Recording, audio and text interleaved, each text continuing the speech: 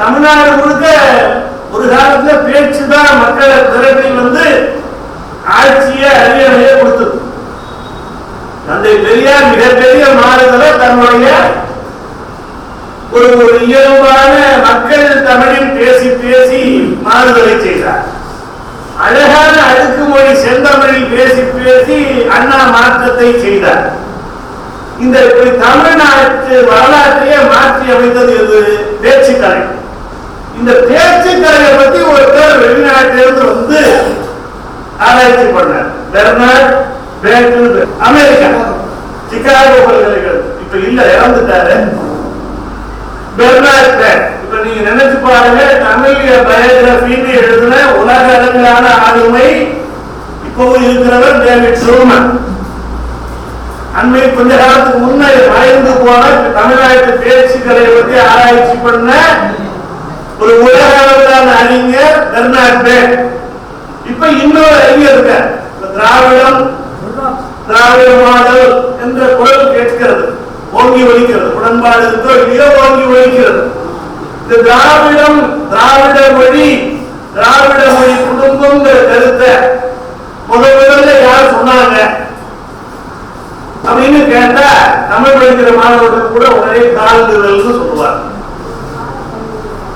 கால்துகள் அப்படின்னா, ஆனா உண்மையில கால்துகள் கேட்டா இல்ல. கால்துகளுக்கு முன்பே ஒருவர் எல்லிஸ் என்பவர், அவர்தான் முதல்ல திராவிட மொழி குடும்பம்ங்கிற கருத்தை வெளிப்படுத்தினார். அந்த எல்லிஸ பற்றி முதல்ல விரிவாக உலக அளவில் ஆராய்ச்சி செய்தவர் ஒரு பெரிய அறிஞர்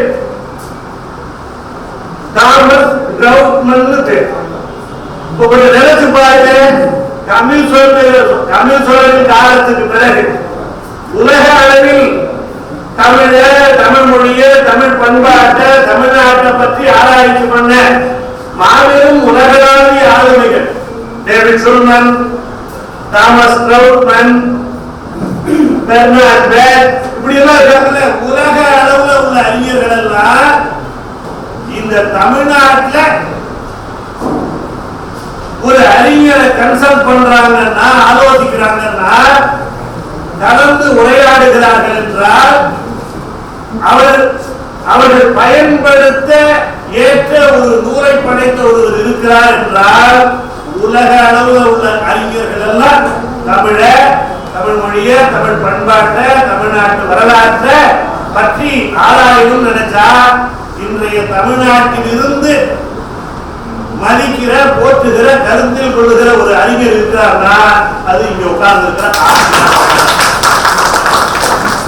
உலக அளவிலான வெவ்வேறு மொழியை தாய்மொழியாக கொண்டு தமிழை குறித்து, தமிழ்நாட்டை குறித்து, தமிழ் பண்பாட்டை குறித்து ஆராய்கிற ஒவ்வொரு அறிஞருக்கும் மிகப்பெரிய தரவு களஞ்சியமாக, ஆதார கருவூலமாக கலந்து ஆலோசிக்கிற அறிஞராக ஒருவர் இருக்கிறார் என்றால் அவர் இங்கே நம்மோடு இருக்கிற ஆயிரா வெங்கடாச்சலபதி ஏதோ இந்த தமிழ்நாட்டு எல்லைக்குள்ள அறியப்படுகிற, மதிக்கப்படுகிற, கொண்டாடப்படுகிற அறிஞர் மட்டுமில்ல.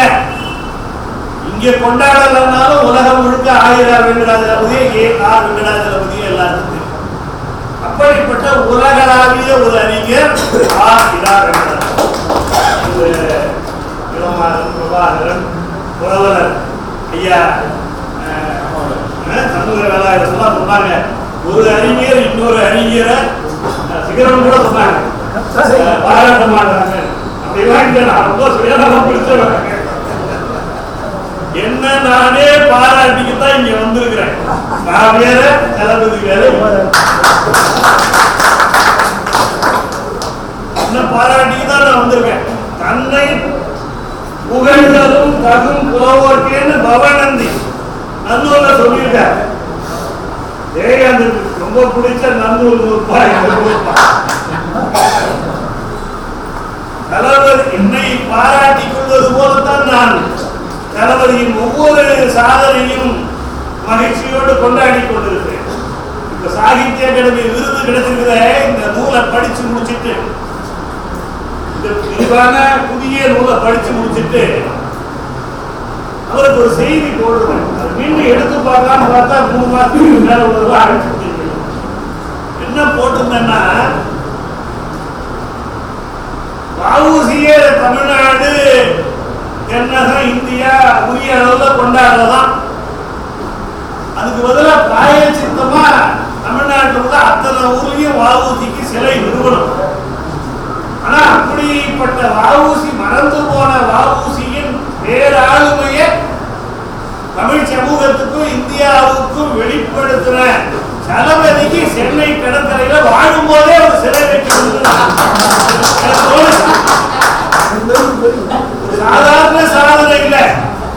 எனக்கு அந்த கடற்கரையில் இருக்கிற சிலைகள் அது 2 பேருக்கு சிலை இருக்கு வைக்கணும்னு எனக்கு ஆசை. அருணாசலம் தமிழ் இலக்கிய வரலாறு நூற்றாண்டா எழுதுனேன். அதுபோல வாழும் போதே தளபதிக்கு வைக்கணும்னு. ஏன்னா இந்த தமிழ் சமூகம் செய்த மாபெரும் பிழையில ஒரு பிழை வஉசிய காலத்துல காலம் கடந்து கூட கொண்டாடாது. ஆனா ஆதாரபூர்வமா வஉசி எவ்வளவு பெரிய ஆளுமை என்பதை நிறுவி காட்டுற இந்த மாபெரும் ஆளுமைய வஉசிக்கு செய்ய தவறுனத அவரை உரியவாறு உலகத்துக்கு காட்டியவருக்கு செய்து ஒரு நன்றி கடனை தீர்க்கணும்னு உண்மையா சாதிக்கிறவங்க அது என்ன பொறாம போட்டி சொல்லிதானே ஆகணும். என்னை விட 2 வயசு கிட்டத்தட்ட சின்னவர், 23 வயசு. அவர் டெல்லிக்கு முதல் முறையா போறார். அவரை வழி அனுப்ப உங்களுக்கெல்லாம் இல்லாத பெருமை எனக்கு உண்டு. நீங்க தாய் வீடு உங்க வீட்டு முடியாதாலும் நீங்க வழி அனுப்ப சென்ட்ரல் சைடு போ, நான் தான் போனேன். அவர் ஒரு பெட்டி 2-3 பெட்டி வச்சிருந்தாரு. ஒரு பெட்டியை கூட என்னை விட இளையவர்னு பார்க்காம நான் வாங்கி எடுத்துட்டு போனேன். ஏன் தெரியுமா, இந்த பொட்டியில தானே டெல்லியில இருந்து, பிரான்ஸ்ல இருந்து, இங்கிலாந்துல இருந்து தமிழுக்கு செல்வத்தன நவமணிகளை எல்லாம் கொண்டு வர போறாரு. அந்த பொட்டியை தூக்கிட்டு போவோம்.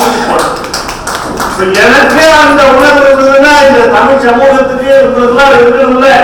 கண்டிப்பா சிலை நாட்டமோ இல்லையோ அந்த அளவுக்கு சிக்கன் அழகா முடிக்கும் போது சொன்னாங்க. இந்த கேகே நகரே திரண்டு எல்லா அமைப்புகள் இணைந்தால் ஒன்று செய்யணும். தமிழ் சமுதாயமே செய்யணும். ஆனா செய்யாது. இந்த தமிழ் சமுதாயத்தை பத்தி நமக்கு தெரியும். ஆனா கேகே நகரோ 10 அமைப்பு இருக்குதுன்னா 10 அமைப்பை இணைச்சு பார்க்கலாம், முயற்சி செய்து பார்க்கலாம். அப்படிப்பட்ட ஒரு பெரிய ஆளுமை என்ன அப்படி வாழும் 1000 வேங்கடாச தளபதி பெரிய அறிஞர் என்ன செய்துட்டார். 2000 ஆண்டு தமிழ் வரலாற்ற 3 பேர் மிக முக்கியமான ஆளுமைகள். எல்லாரும் பெரிய ஆளுமைகள் தான். 3 பேர் மிக முக்கியமான நிலைகள். அடுத்து இன்னொரு 4வது. அதுல முதல்ல சில பேருக்கு விருப்பம் இல்லாம இருக்கலாம். ஆனா பொது ஜனம் எப்படி சிகரம் நீங்கள் மக்கள் ஆய்வாளர், மக்கள் எழுத்தாளர், தளபதி கொண்டாடுவது போல மக்களால் கொண்டாடப்படுகிறவர் தமிழ் தாத்தா என்று உவேசம். ஆறுமுகநாதர் மாபெரும் பணியை பதிப்புறத்தை செய்தால்தான், சீவைகா முன்னோடியாக செய்தால்தான். ஆனா சங்க இலக்கியத்துல திருவாரியானதை கண்டுபிடிச்சு செம்மையாவும் பதிப்பித்து கொடுத்தவராய் உவேசம். அதனாலதான் ஒழிஞாயிறு தேவதைய பாவலர் ஒரு பாடல் படைத்தார். கொலம்பஸ் அமெரிக்காவை கண்டுபிடிக்காமல் இருந்திருந்தாலும் யாராவது ஒருத்தர் அமெரிக்காவை கண்டுபிடிச்சிருப்போம். நிலத்தை யாரும் திருட முடியாதுல்ல. நிலம் அங்கேயே தானே இருக்கும், நாடு அங்கேயே தானே இருக்கும். வடிவேலு திரைப்படத்தை வேணா கிணறு காரணம் போகலாம். ஆனால் உவேசா ஒருவேளை கண்டெடுக்காமல் போயிருந்தால் இந்த சங்க இலக்கிய செம்மொழின்னு பெருமைப்படுறதுல அதுல 1-2 நாம் இழந்து கூட போயிருப்போம்னு பாவலர் கவிதை படைத்தார், பாடல் படைத்தார். உண்மை மலையாளத்தையே அவர் இளமையில் பார்க்கிறார். அப்புறமா பார்த்துக்கிறாரு. சங்க இலக்கியத்தை தேடி முடிச்சுட்டு மலையாளத்தை சொல்லி பார்த்துக்கிறேன்னு போய் அந்த மடங்கள்ல பார்க்கிறார், கிடைக்கிறது. ஒரு 7-8 ஆண்டு இடைவெளிக்குள்ள இருந்தது இல்லாமல் போயிடுச்சு. அப்படி பொருளாதாரத்தையோ பரிபாலையோ ஏதாவது நம்ம இழந்திருக்கலாம். அப்படி அப்படிப்பட்ட மாபெரும் ஆளுமை ஊவேசா. அந்த ஊவேசா ஐயர்ல எப்படி புதுமை பித்தன் பாரதியில தளபதியை தவிர்த்து விட்டு பேச முடியாது சிகரவர்கள் சொன்னார்களோ அது போல ஊவேசா ஐயரிலும் ஆயிரா வெங்கடாசலபதியை தவிர்த்து விட்டு நாம் பேச முடியாது. மிகப்பெரிய டெம்மி ஒன்றுக்கு நாலு சொன்னீங்களா? இதுக்கு கார்ட்டூனுக்கு கருத்து படத்துக்கு இது டெம்மி ஒன்றுக்கு ராயல் என்கிற பெரிய அளவுல ஊவேசாவுக்கு வந்த கடிதங்கள்லாம் இல்ல. அதையெல்லாம் அரும்பாடுபட்டு துன்பப்பட்டு ஒவ்வொரு என்ன பெரிய கடிதமான ஓலைச்சுவடியை கூட படிச்சிடலாம். ஊவேசா காலத்தை அவருக்கு வந்த கடிதத்தை படிக்கிறது அதை விட கடுமையானது.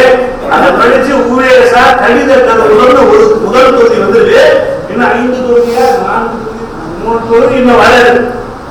இந்த ஒரு தொகுதியே உச்சமான பணி. ஊவேசாவை பற்றி 19ஆம் நூற்றாண்டு 20ஆம் நூற்றாண்டு தொடக்க கால தமிழ் வரலாற்றை பற்றி தமிழ் சமூகத்தை பத்தி புரிஞ்சுக்கிறதுக்கு மாபெரும் ஆதார கருவுகள் அது அரும்பாடுபட்டு பதிப்பித்து கொடுத்துருக்காரு. அப்ப தமிழ செம்மொழியாற்றின சங்க இலக்கியத்தின் பெரும்பகுதியை பதிப்பிச்ச ஊவேசா இயல்புல அதை ஒருத்தர் சரியா புரிந்து கொள்ளணும்னா தளபதியின் பங்களிப்பு இல்லாம முடியாது. அப்படிப்பட்ட மாபெரும் பங்களிப்பை அந்த செவ்வியல் தமிழ்கிற களத்துக்கே செய்திருக்கிறார் ஆயிரா வெங்கடாசலம்.